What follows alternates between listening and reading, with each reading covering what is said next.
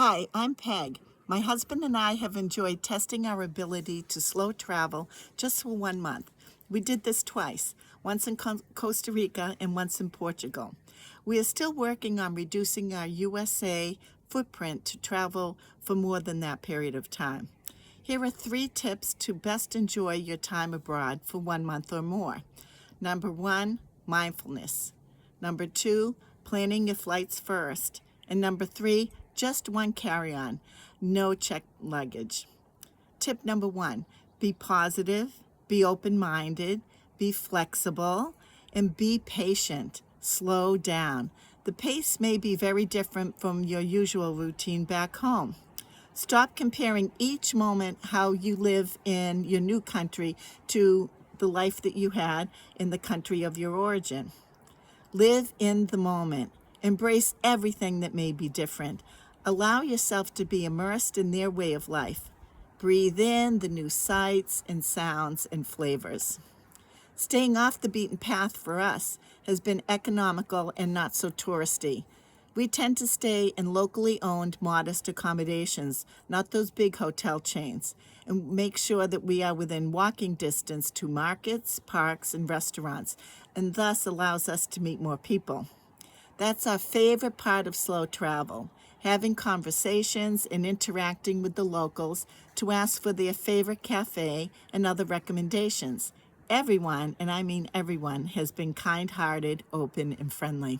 For example, when we were in Brasilito, Costa Rica, we were invited by a family that was in the room next to our motel to join them in their car on a hike to a favorite hidden beach, and then to wrap up the day during a wonderful sunset view and barbecue.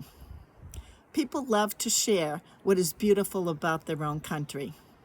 As a former language teacher, I strongly recommend that you learn a dozen expressions in the target language of the country you are visiting. It shows great respect and appreciation for their culture. You can put them on old school index cards, or you can put them on notes on your mobile device. Expressions like, how amazing, this is delicious, my name is, delighted to meet you, and all of the greetings at the different times of day. Travel allows you to learn, observe, and gain a broader perspective of values and how other people live. You also, which is special, gain new insights on your country of origin by being outside of it.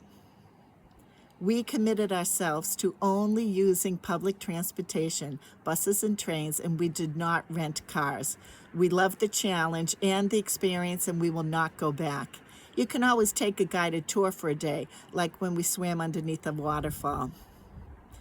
Tip number 2, plan flights first, then the accommodations. We always use Hopper, a flight platform planner, and we're not sponsored by them, by the way. Instead of round-trip air, select multi-city once you download the mobile device, and you can join up to 6 flights. Fly into one city, use public transportation to get to city number 2, and then fly out of city number 3 if you'd like. The buses and the trains in Portugal were very clean and efficient, and the travel in Costa Rica that we used were little minivans.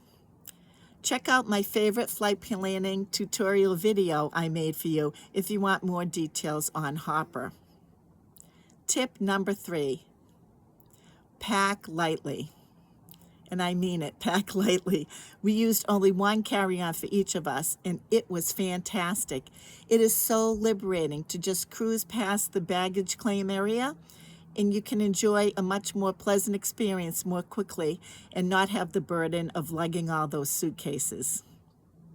By the way, we splurged on the Osprey backpack roller carry-on, 36-liter, and it's the Fairview or the Fairmont models, and it complies with most European airlines.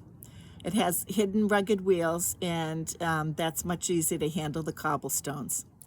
Be aware that Europe has smaller overhead storage compartment on their planes, and they have very strict adherence to how much your carry-on weighs and how long it is. So my backpack already packed, even though we're not traveling for quite a while, is 19.5 pounds, and the European limit is about 22 pounds. So I'm excited that I made that happen.